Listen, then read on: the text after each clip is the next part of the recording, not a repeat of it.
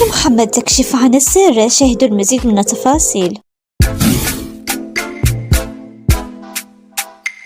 تفاعلت الجميلتين لانا ولين محمد امبارح بمجموعة من الاستوريات. علقت لانا على إحدى الاستوريات: احذروا على مين عم نحكي. وشاركت أختها لين ستوري على صفحتها وردت عليها بإيموجي إنه في سر أو مفاجأة. وتوقع البعض، ويذكر إنه الشعار في حفلة خطوبته صرح إنه في شخص من الموجودين عرسه كتير قريب. وتوقع البعض إنه عرس حمودي. وتوقع البعض إنه لانا ولين كانوا عم يحكوا عن هذا الموضوع، وإنه هن بيعرفوا مين العريس. أيضا عم يتساءل الجمهور: هل لانا محمد راح تعمل حفلة عيد ميلادها أم لا؟ حيث يذكر إنه عيد ميلادها يوصف هذا الشهر.